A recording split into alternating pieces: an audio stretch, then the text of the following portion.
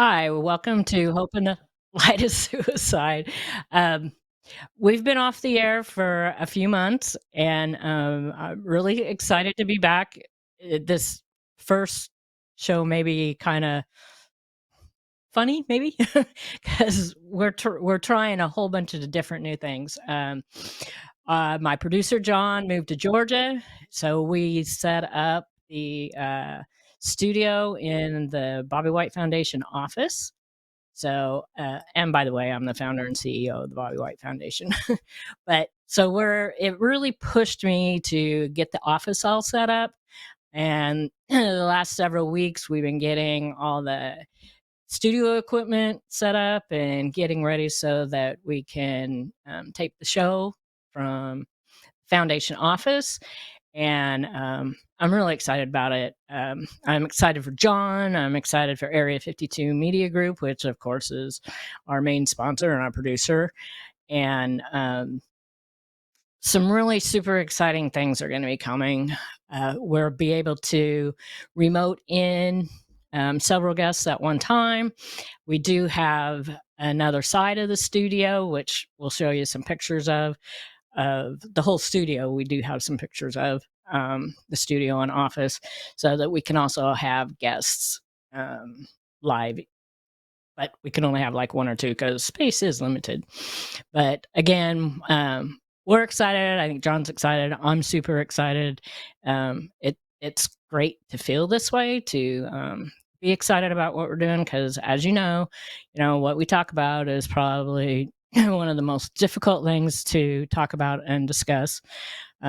But we want to do it in a more informative and lighter manner. I mean, a lot of you've been along on this journey. We've done this show now for 3 years. This is our 119th episode, and you kind of and we have seen the journey from when we started 3 years ago. How the show was really kind of heavy and hard, but that's where we were in our life on this journey. And so we continue to grow, we continue to learn, and that's what we're doing. And that's why we want to bring you along on that journey with us. I've spent the last 3 or 4 months since we've been off the air really working on myself a lot. It's something that I really needed to do.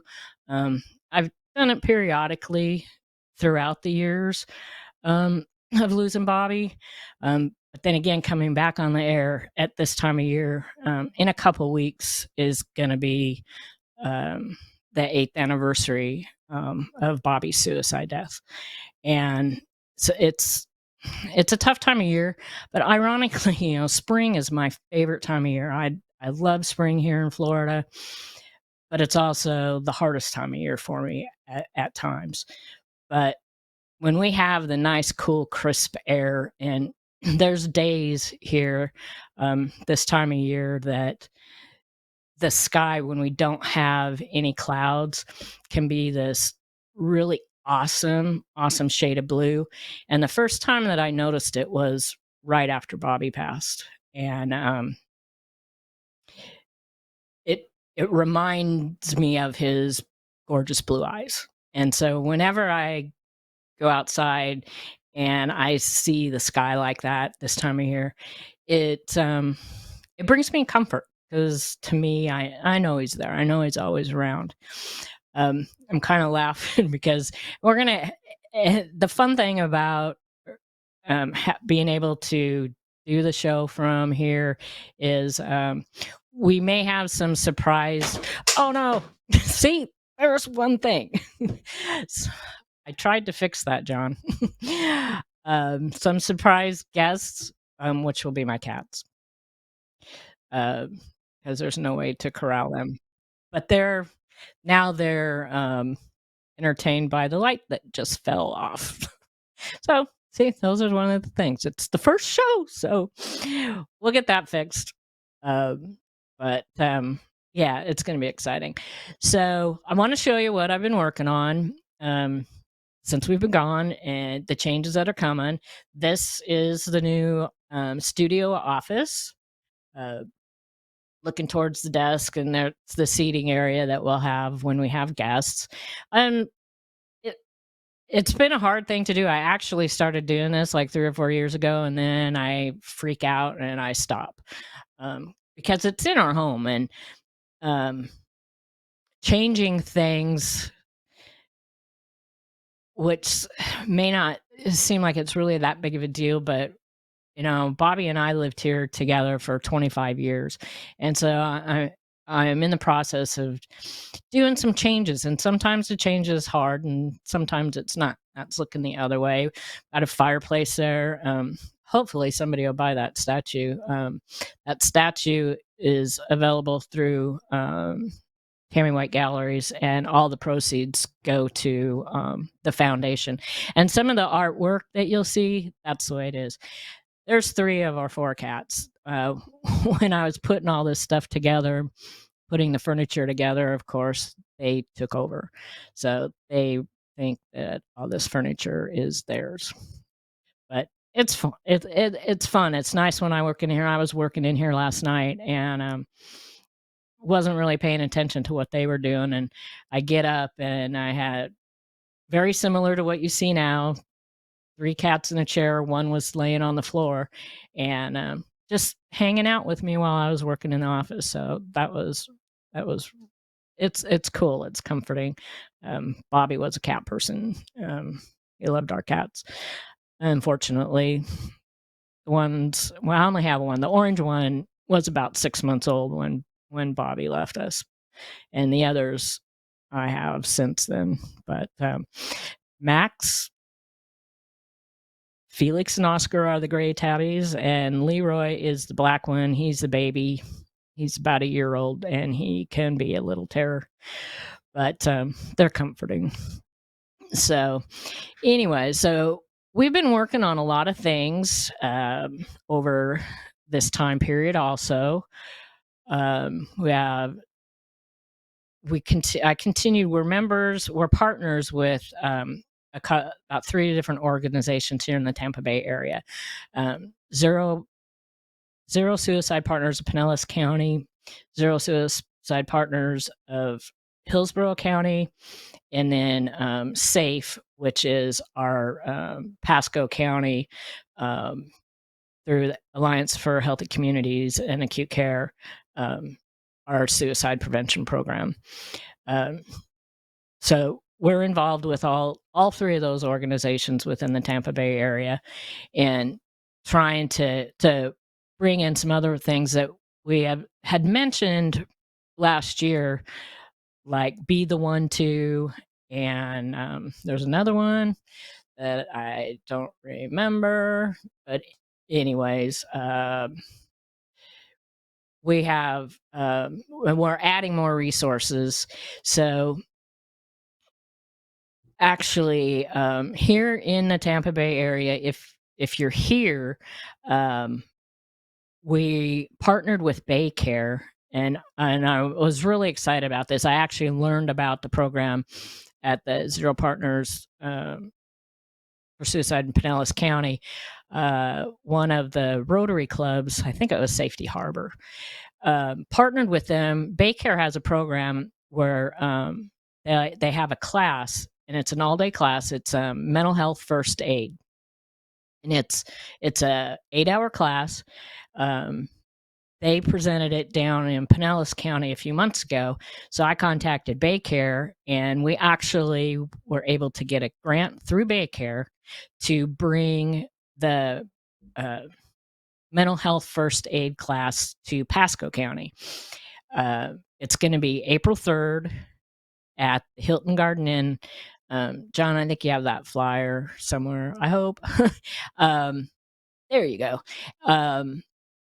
Typically, if you take this class, it's $100, but if you register for the class April 3rd through the Bobby White Foundation, that means calling me or emailing me, they'll waive the $100 fee. That's what that grant funding is for. And then the foundation is going to provide lunch for everybody. It's from 8:30 to 4:30 at the Hilton Garden Inn.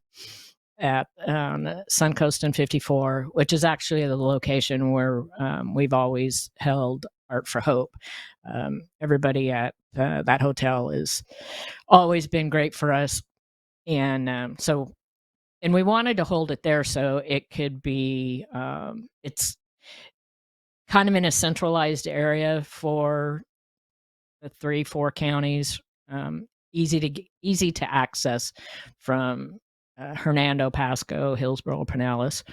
And so the class size is limited, though. So if anybody is interested, we'll have the flyer up on the website. It is on the foundation Facebook page. I can't remember if I put it on the show page or not, but I'll double check and we'll make sure that it's up there so it's easy for anybody local to find.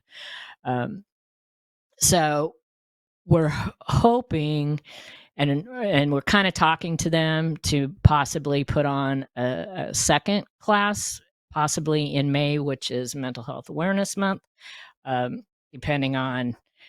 See, there we go. That's Felix. Come on, Felix. um, in case, because we do have interest for a second class. I have like at least 3 people already that can't make the first class in April, and so possibly wants to participate in the second class. And I'm gonna. Oh, okay, it is on the show page now. Thank you, John. So we're hopefully working to get a second class, and if we do in May, it's going to be held at Pasco Hernando State College. They want to partner with us to put on a second class during Mental Health Awareness Month, so we're excited about that too. It's I feel that it's important to bring this information to the community since it is available. They're getting close on grant funding, so I'm not sure. Hopefully, we'll be able to get another one for that. If not, I'm going to be working on some other ways to get some funding so that we can put this class on again. They had a real great feedback from when Safety Harbor Rotary put it on. And I'm going to present it to my Rotary. I got Rotary Club of the Nature Coast tonight. So we're going to talk to them about it and seeing if we can bring it to the Rotaries throughout our district and offer it to more of them also. So that's super exciting too. And also, we have, which I don't have the flyer for because I just this morning, actually, I haven't even had a chance to open up the email. We've been working on some things with our logo to be able to use it a little bit more to add to different things, such as in December, I took a training class with the American Foundation for Suicide Prevention to facilitate grief support group for suicide loss survivors. And there was a gal there that I know from Hernando. She was one of the previous chairs to our local walk here in Pasco. She lives in Hernando County, which that's where my Rotary is, and I do have clients for the gallery up there too. So her and I are going to work on putting together a grief support group in Hernando County. We're a little behind on that one up there, but the one in Pasco County the first meeting is going to be May 16th. I think we said, I can't remember, 6 or 6:30. Teresa Daniels, who is the chair, that's Leroy behind there, is the chair for the Out of the Darkness Walk. Again, this year, her and I have become good friends over the years, and she's going to co-facilitate with me the West Pasco. Our group will be the West Pasco support group, and a couple that I met at the training. I've tried contacting them. I haven't got back with them again. They were going to start one in the Dade City area, which would be East Pasco area. So there are no suicide specific grief support groups in any of these areas. They do have two down in Pinellas County. One is sponsored by NAMI, and the other one, I have to get that information because we're going to add it to our resources too, for the Pinellas County area. So before we come back on next week, then we'll have more of this information, because now everything is kind of like flowing kind of fast, and I got to make sure that we got the flyer right. We're actually going to be holding our class at it's a new nonprofit for Pasco County called What's Up Pasco, and she helps support nonprofits and small businesses in our community. She just had a ribbon cutting a week or two ago, and it's in the mall, in Gulfview Square Mall. She has a really nice space, cozy space. I contacted her about locating a space for free, of course, um, to hold our grief support group. And she immediately offered her space up. She also has experienced a family suicide. I believe she lost her uncle a few years ago. And so she really wants to support the support group, support the foundation. So we're going to start holding our first meetings there. We have dates throughout the rest of the year. I think we figured out the dates through December. So that's going to be exciting. We thought about starting it next month, but April it's a hard month for both me and Teresa. As I said, it's Bobby's death was in April, and Teresa, my co-facilitator, she lost her only son also in April. So we decided that it was best for both of us, for our self-care, to wait and start it in May. And which May is it's a good time to do it, because like I said before, it's mental health awareness month, and and we all need it, and we need to be aware of it too. So that's exciting. We're excited to get all that started, and yeah, just so many things going on. I've made some really cool contacts down in Tampa recently, and I found out, which this is another one, more information coming. There's some sort of neuroscience place down in Tampa, down around Rocky Point, and I met a couple people that are involved with that, and he's gonna make an introduction to somebody really important down there, get me in on a tour and what's going on, what they're learning, what they're doing, how they're helping people. I'm super, super excited about that, because you know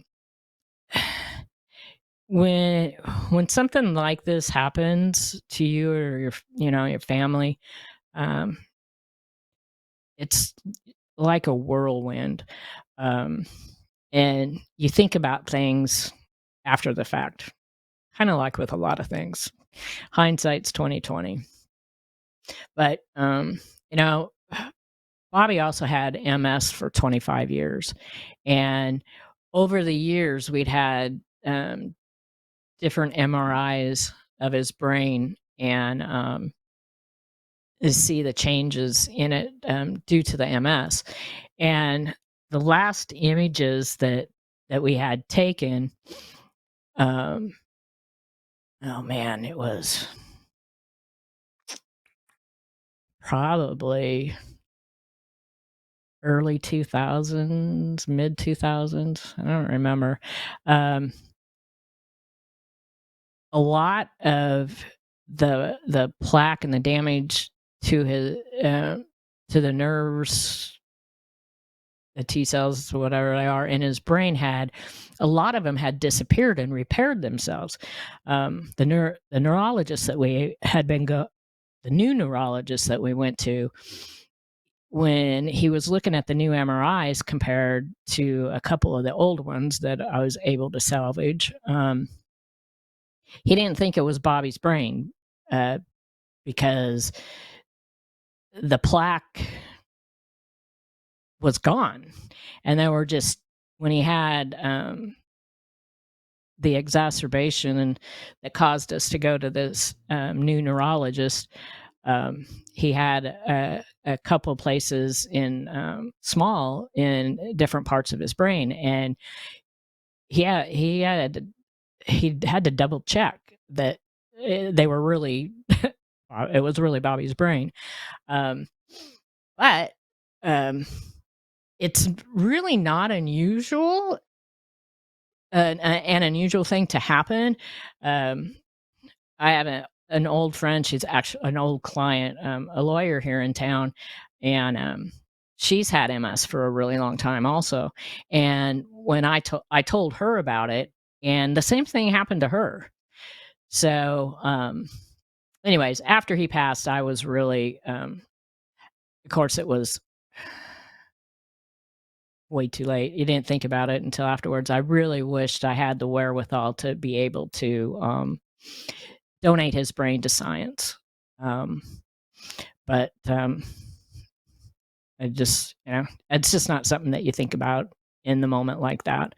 But I really wish I could have. So this opportunity to meet with these people that are doing this work is exciting.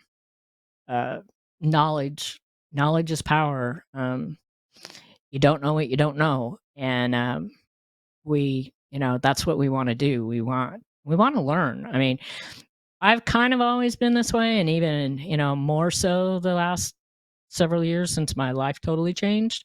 I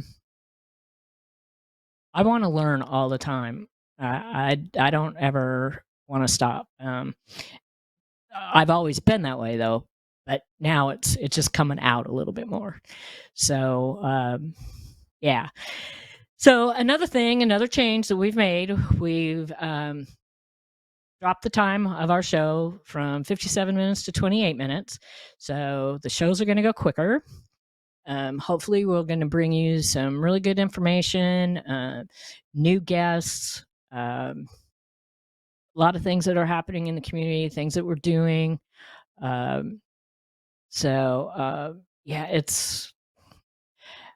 it's really nice to be excited about this, about the show again, and that we're back on, and hopefully we can help other people through our journey. And if you want to be a guest and share your journey, contact us at info@bobbywhitefoundation.org, or you have any other information that you want to pass along to us to share with people. Like I said, knowledge is power, and that's really, really what we need. So I'm going to do this real quick because this is coming up on quick. That's why I started talking about it. Our time. We have artwork that if is purchased, the artwork that I show you on here, 100% of the proceeds will go to the Bobby White Foundation. So our first one that we're going to show you is the self-portrait by Besso. This portrait was done probably 20 years ago. He was a child prodigy artist. We have 3 of them available. They're 30 by 40 gallery wrapped pieces. So we're going to show you some. All the artwork in the background is the same. And we're going to introduce you to artists and, art, because, that's my thing. That's a lot of how we raise money for some of the programs that we have for the foundation. And I don't remember which way we always went with this, but I think, do we go with the I have a poem. This is a long one. So, love came first. So, I'm not gonna read it because we're gonna run out of time if I do, but it'll be up on, all the pages. But in our situation, grief is hard, and we're gonna be living with it. But I came across this, and it is so true for me, and I know so true for many of you. Just remember, love came first. It came before all this. Don't forget all the lifeline numbers. Make sure you have these in your phones. You never know when you're going to need them. It's really important. The new one is easy, super easy to remember, 988, and call or text. Even with that number, veterans press 1. Um, it's important. I always have them with me wherever I go out and speak. I always make people take out their phone and put them in their phone. So great to be back. Can't wait for our next show. And please remember, just like we've always said along, there's always hope. Thank you, and come back and join us for our next show, our second new one, please.